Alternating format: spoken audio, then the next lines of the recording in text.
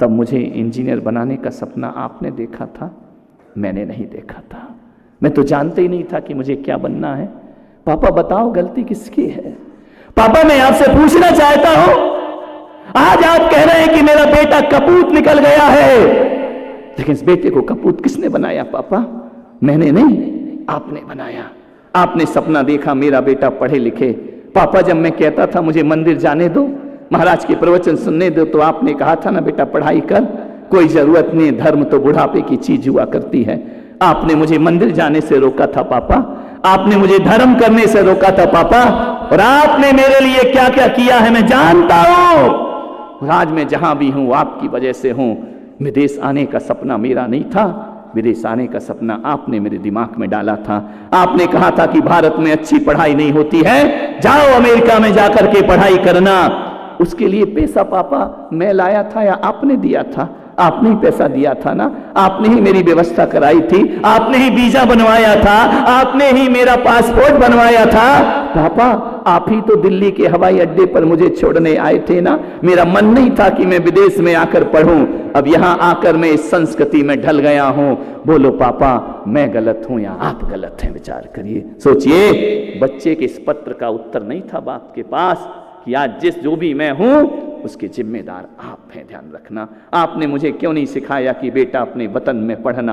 आपने मुझे क्यों नहीं सिखाया कि बेटा अपने हिंदुस्तान की संस्कृति में पढ़ लिख करके बड़े होना? हाँ, आपकी वजह से मैं यहां हूं। और मैं सच कहता हूं, इस पत्र को पढ़ने के बाद मुझे लगा कि बच्चे गलत नहीं होते, माँ बाप गलत हुआ करते हैं। ध्यान रखिए। आप क्यों ऐसे सपने देखते हैं उनके लिए कि बच्चा विदेश में जाए? क्यों देखते हो ऐसे सपने? क्यों महंगे महंगे मोबाइल, क्यों महंगी महंगी गाड़ियां उनके हाथ में थमा देते हो? ध्यान रखिए। अरे उस बच्चे को बोलो कि बेटा जिंदगी भर जो भी करना है वो तुझे ही करना है, बस एक बार अच्छे से पढ़ाई कर ले, संस्कार जीवन में ले ले। आज हमारे समाज में एक गलत माहौल बन गया है। मैंने पहले भी कहा था कि एक माँ बाप ये सोचते हैं कि बेटा ये घर तेरा है, ये मकान तेरा है, ये रुपया पैसे तेरे हैं। ऐसे संस्कार मत दो। जिस दिन बच्चे के दिमाग में चले गए ना सब मेरे हैं, तो बुढ़ापे में तुम्हारे लिए वृद्धाश्रम होगा और कुछ भी नहीं होने वाला है। ध्यान रखिए। बेटे से कहो कि बेटा तू जा महंगा मोबाइल ला, मुझे कोई दिक्कत नहीं है। तू महंगी कार खरीद, मेरे कोई प्रॉब्लम नहीं है। तू सुंदर मकान बना, मुझे कोई प्रॉब्लम नहीं। लेकिन मेरे बेटे जो कुछ भी करना तू अपनी कमाई पे करना, मेरी कमाई पे करने की कोई जरूरत नहीं है। ये लोह पुरुष बनाने का प्रयास करिए। मान्यवर आपसे निवेदन है मेरा। आप क्या कर रहे हैं? घर में मेहमान आता है, आपका बच्चा इज्जत से बोलता है, सम्मान देता है, पूछता है, दरवाजे तक छोड़ने जाता है, मम्मी को मैसेज करता है तुम्हारे रिश्तेदार आए तुम संभालो। ये संस्कृति है। विचार करिए, आप सोचिए क्या सिखाया हमने अपने बच्चों को। एक बाप ने अपनी बेटे की शादी करना था, सूरत में पहुंचा वो लड़की देखने के लिए। जैसे लड़की देखने गया, बीसियों नौकर चाकर, सारे लोग उस घर में, गाड़ियां महंगी महंगी। लड़की के बाप ने सोचा कि लड़के का बाप प्रभावित हो जाएगा, बहुत अच्छा भोजन कराया, सब कुछ कराया। मालूम है बाप चला गया। लड़की के बाप ने पूछा रिश्ता मंजूर? बोले बाद में जवाब देता हूं। बोले क्या मतलब? 1 महीने बाद फिर बाप ने फोन लगाया, मेरी बेटी का रिश्ता मंजूर? उसने कहा नहीं, मुझे तुम्हारी बेटी का रिश्ता मंजूर नहीं है। क्या कमी है? करोड़ों रुपए दहेज में दूंगा, महंगी कार दूंगा, बंगला दूंगा, मोटर दूंगा। उस बाप ने कहा मेरा बच्चा मुझे बेचना नहीं है, ध्यान रखना। तो बोले कि आप क्यों शादी नहीं कर रहे?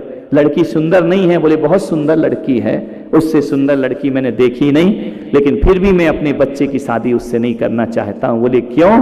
बोले जिस घर की लड़की खुद अपने मेहमान को खाना ना परोस सके, नौकर जिस घर में खाना खिलाते हो, नौकर जिस घर में लेने और छोड़ने के लिए जाते हो, नौकरों के द्वारा जिसका घर चलता हो, एक बात ध्यान रखना, मुझे बहू चाहिए, मुझे बहू रानी नहीं चाहिए। ध्यान रखना, मैं अपने बेटे की शादी तुम्हारी लड़की से कभी नहीं कर सकता हूं। ध्यान रखिए, विचार करिए। आपके घर में, मैं सूरत में रहा चतुर्मास, ओम प्रकाश बाबूजी का परिवार जो मेरे तीर्थ के अध्यक्ष रहे, आज भी वो आशीष वगैरह आए थे। उनके परिवार के संस्कार को देखो, कितना भी बड़े से बड़ा फंक्शन हो, 50 आदमी 100 आदमी भी खाने आए ना, तो भोजन नौकर नहीं, उनकी बहुएं परोसा करती हैं। ध्यान रखिए, आप हमारे देवता हैं, अपने हाथ से खिलाती हैं, द्वार पे खड़े रहते हैं स्वागत के लिए। ये संस्कार अपने बच्चों को दीजिए मान्यवर, तो आपका बच्चा आगे जाकर के कुछ बनेगा जिंदगी में, वरना कुछ भी होने वाला नहीं है। तुम अपने में रहो खुश, वो अपने में खुश रहें। मान्यवर, एक ही निवेदन है मेरा आपसे बड़ी विनम्रता के साथ कि बच्चों को आत्मघाती संस्कार मत दीजिए। पर्यूषण पर्व आ रहा है, शिविर लग रहा है। लोगों ने कहा बच्चे कम हैं, कोई पूना में है, कोई यहाँ है, कोई वहाँ है। मैंने कहा बच्चे छोड़ो, मैं तो उनके बापों के लिए शिविर लगा रहा हूँ, माँ के लिए शिविर लगा रहा हूँ कि उन्हें अपनी ज़िंदगी कैसे जीना है, उन्हें अपना जीवन कैसे जीना है। तुम्हें खुद नहीं मालूम है धर्म क्या होता है, तुम क्या खाक बच्चों को सिखाओगे धर्म क्या होता है। आजकल हालात ये हैं कि बच्चे से पूछो कि बेटा तेरे पापा का नाम क्या है, बच्चे का नाम पूछो तो बता देता है। पूछो पापा का नाम क्या है तो कहता है महाराज 2 मिनट रुको, गूगल पे सर्च करता हूँ। ये हालात है कि बाप का नाम गूगल में देखे, गूगल बताएगा बाप का नाम तुम्हारे बच्चों को। मान्यवर, आपसे निवेदन है, बहुत हमने अपनी संस्कृति का क्षरण कर दिया है। आओ इस चातुर्मास में अपनी पुरानी परंपरा में जीने का हम प्रयास करें, पुरानी संस्कृति में लौटने का प्रयास करें। मैं पर्यूषण पर्व पे नहीं चाहूँगा कि किसी विधवा जैसा जीवन तुम जियो।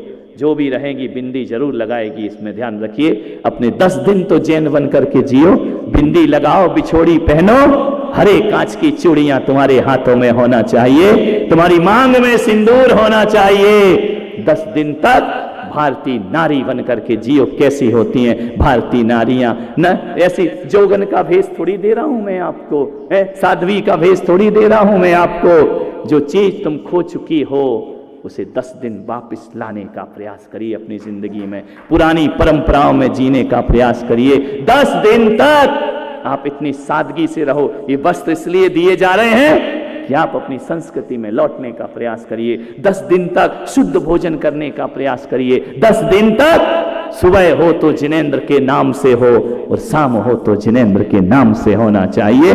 तब हमारे जीवन में पर्यूषण आएगा। पूजन करो, अभिषेक करो, भक्ति करो, भारतीय परिधान में रहने का प्रयास करिए। तो आप समझना हमने 10 दिन लौट आओ अपनी परंपराओं में। सिंदूर की कीमत समझने का प्रयास करिए, बिंदी और चूड़ियों का महत्व समझने का प्रयास करिए। विदेशों की तरह ऐसे मत रहिए अपनी जिंदगी में, 16 श्रृंगार का प्रयास करिए। मैं श्रृंगार का विरोधी थोड़ी हूं। मेरे धर्म में भी जब कोई विधान पंच कल्याणक होता है ना, तो पूजा से पहले श्रृंगार कराया जाता है। आपके हाथों में मेहंदियां होना चाहिए। ये हमारी भारतीय संस्कृति है। किसमें जी रही हो? आपके सिर पर पल्ला होना चाहिए। ये हमारी भारतीय संस्कृति है। कोई बात नहीं है, अभी मत डालो, कोई इतने जल्दी भी मत सुधर जाओ। मैं भी वही कह रहा हूं, सिर के पल्ले गिर जाएं तो गिर जाएं, मर्यादा के पल्ले नहीं गिरना चाहिए। हमारे ध्यान रखना, हमारे नैनों में शर्म होना चाहिए, हया होना चाहिए। तो हमारा, मैं ये नहीं कह रहा हूं कि दुल्हन बन करके आना, नहीं, कोई जरूरी नहीं है, कोई दुल्हन बनने की जरूरत नहीं है। लेकिन जो जो चीज आपका दिल से लगता हो, हमने ये छोड़ दिया है। 10 दिन उसमें जीने का प्रयास करना, एक अलग तरह की अनुभूति होगी। इनने धोती छोड़ दी, इनने कुर्ता छोड़ दिया, इनने टोपियां छोड़ दी हैं, बूढ़ा भी जीन्स पहन करके घूम रहा है। ध्यान रखना, मैं चाहता हूं सब भारतीय परिधान में, जैन परिधान में रहने का प्रयास करिए। आपके जीवन में एक अलग अनुभूति होगी, उसे महसूस करने का प्रयास करना। हर जैन चाहे शिविर में बैठे या ना बैठे, मैं चाहता हूं इस बार हर जैन धोती और कुर्ते में 10 दिन घूमना चाहिए। धोती कुर्ता पहनिए, ये आपकी पहचान है, आपकी पहचान है। इसे जिंदा रखने का प्रयास करिए, वरना क्या सौंपेंगे आने वाली पीढ़ी को? हमारे बुजुर्ग केवल चित्रों में सीमित हो जाएंगे। मैं चाहता हूं चरित्र में सीमित होने का हम प्रयास करें, चरित्र में उतारने का प्रयास करें। जो लोग यहाँ बैठे हैं सहयोग करिए। आप नहीं बैठ सकते शिविर में, सहयोग कर सकते हैं। कोई बहुत बड़ी राशि यहाँ से घोषित नहीं की जा रही है, अरे लाइन लग जाना चाहिए। हम अभी उत्तर प्रदेश, मध्य प्रदेश, राजस्थान में होते ना, तो वहाँ होड़ लग जाती है दानदातारों की। 10 दिन तो अपने खजाने खाली करने को नहीं कह रहा हूँ, लेकिन संस्कारों का महोत्सव हो रहा है। आपके घर से कुछ ना निकले। ये कैसे? कल नाम बोले 20-25 नाम आए, लाइन लग जाना चाहिए कि उस ज्ञान के यज्ञ में, संस्कार के यज्ञ में हमारी भी एक आहुति होना चाहिए, हमारा भी एक अंशदान होना चाहिए। क्या बोला जा रहा है यहाँ से? 5100 रुपये बोला जा रहा है, उसमें आदमी सोच रहा है 20,000 का मोबाइल लेके बच्चा बैठा है, 50,000 का, 5,000 रुपये में आदमी सोचता है। क्या तुम धर्म के संस्कार को जियोगे अपने जीवन में? घर घर से होड़ लग जाए संस्कारों की इस आनंद यात्रा में, संस्कारों के शंखनाद में। हर घर की आहुति होना चाहिए, हर घर से निकलना चाहिए द्रव्य, वो आपके द्वारा दिया गया दान। एक बात याद रखना, इन 50-600 लोगों में एक की भी जिंदगी बदल दे तो हमारा पर्यूषण करना सार्थक और सफल हो जाएगा।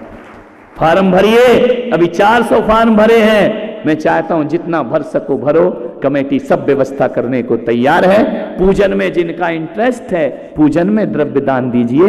कुछ लोग पूजा में इंटरेस्ट नहीं रखते हैं, वह शास्त्रों में इंटरेस्ट रखते हैं। इनको किताबें दी जाएंगी, कापियां दी जाएंगी, उसमें अपना नाम लिखाइए। झुककर मिल रहे हैं कम न समझना, फलदार वृक्ष की डाली हमेशा झुकती है। झुकेगा कौन? जिसमें फल होते हैं। जिन डालियों में फल नहीं होते हैं वो अकड़ के जीते हैं। कभी नदी किनारे देखना, जो पेड़ नदी किनारे अकड़ के खड़े रहते हैं, बाढ़ आती है जड़ सहित उखाड़े जाते हैं। और जो लताएं झुकना जानती हैं, कितनी भी बाढ़ आ जाए वह झुक जाती हैं। बाढ़ शांत हो जाती है, लताएं फिर लहराने लगती हैं। ध्यान रखिए, झुक कर झुको। झुकने से बहुत कुछ मिलता है, अकड़ने से दुनिया में किसी को कुछ नहीं मिला है।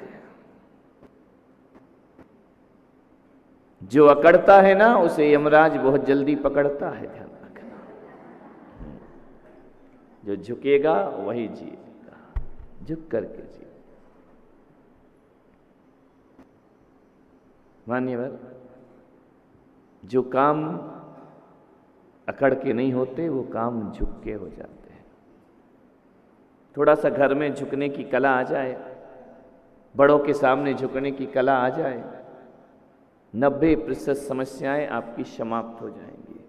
महाभारत हुई अकड़ के कारण, रावण का सर्वनाश हुआ अकड़ के कारण, कंस बर्बाद हुआ अकड़ के कारण, लादेन की दुर्दशा बनी अकड़ के कारण। ध्यान रखना। और जीवन में जितनी भी हमने अच्छी अच्छी उपलब्धियां छोड़ी हैं, वह अपने अहंकार के कारण छोड़ी हैं। ध्यान रखना। एक घर उजड़ता है तो अकड़ के कारण। वो दो आदमी आपस में कभी नहीं लड़ते, जब भी लड़ते हैं तो दो अहंकार आपस में लड़ा करते हैं। दो समाज आपस में नहीं लड़ती, उनका अहंकार लड़ा करता है। दो धर्म आपस में नहीं लड़ते, उनकी अकड़ लड़ा करती है। और हिंदू मुस्लिम कभी आपस में नहीं झगड़ते, उनके अहंकार आपस में झगड़ा करते हैं। 13 और 20 पंथ आपस में कभी नहीं लड़ते, उनकी अकड़ लड़ा करती है। ध्यान रखना। इसलिए मैं कह रहा हूँ, झुक कर जियो, झुक कर जियो। हम तो वो हैं जिस पंथ में जाते हैं उसी पंथ में सम्मान पा जाते हैं। ध्यान रखिए। कोई 13 पंथी मंदिर में बुलाता है तो हम वहाँ भी सम्मान से जाते हैं, 20 पंथी बुलाता है वहाँ भी सम्मान से जाते हैं, श्वेतांबर बुलाए तो वहाँ भी सम्मान से जाते हैं, और तो और कोई गुरुद्वारे में बुलाए तो हम वहाँ भी सम्मान से जाते हैं, चर्च में बुलाए तो सम्मान से जाते हैं, और तो और मेरे भाई शिरडी के मंदिर में भी बुलाए तो हम सम्मान से वहाँ भी पहुँच जाया करते हैं। ये झुकने की कला है। अकड़ो मत, मुंह मत फेरो, अहंकार में मत जियो। विनय के विमान में बैठकर मोक्ष की यात्रा होती है, अहंकार की कार में बैठकर मोक्ष की यात्रा कभी नहीं हुआ करती है। विनय के विमान में बैठ क्या फर्क पड़ता है? किसी से झुक के मिल लिए तो बिगड़ता क्या है? अपना क्या जाता है? एक बात याद रखना, जो पहाड़ पर चढ़ता है ना, जो पहाड़ पर चढ़ता है वो झुकता है, और जो उतरता है वो अकड़ता है। ध्यान रखिए, झुकने वाला ही ऊंचाइयों पर पहुंचेगा, अकड़ने वाला कभी नहीं पहुंचता है। माता पिता के चरण छूते हो तो मत सोचना कि तुम उनका सम्मान कर रहे हो, हकीकत में तुम अपने आप का सम्मान कर रहे हो, जो माता पिता के चरण को इसमें तुम्हारा सम्मान है। सास ससुर के चरण छुओ तो सास ससुर का सम्मान नहीं, एक विनयवान बहू का सम्मान हुआ करता है। और अपनी समाज में बड़े बुजुर्गों के चरण छू लो तो मान उनका नहीं बढ़ता, मान अपना बढ़ जाता है, बहुमान अपना हो जाया करता है। जितना झुकोगे उतना दुनिया के दिलों में राज करोगे। एक बात याद रखना, कीमती से कीमती पायल, पायल जानते हैं क्या बोलते हैं? पायल ही बोलते हैं ना, ठीक है, पायल में ही सब घायल हैं, क्या कर सकते हैं। कितनी भी कीमती पायल हो, कितनी भी महंगी पायल हो, कितनी भी बड़ी और सुंदर और वजनदार पायल हो, लेकिन जब भी पहनी जाती है, पैरों में पहनी जाती है और 1 रुपए की छोटी सी बिंदी माथे पे लगाई जाती है, क्योंकि वो बिंदी बहुत छोटी हुआ करती है। बिंदी माथे पे चढ़ती है, पायल पैरों में जाती है। एक बार क्या हुआ, मैं मंदिर गया, राजा बाजार के मंदिर, शांतिनाथ भगवान के दर्शन करने। एक बहुत बड़ा सा घंटा वहाँ पर लगा हुआ है। मैंने क्या देखा, एक पुजारी पूजा कर रहा है, छोटी सी घंटी लिए हुए है।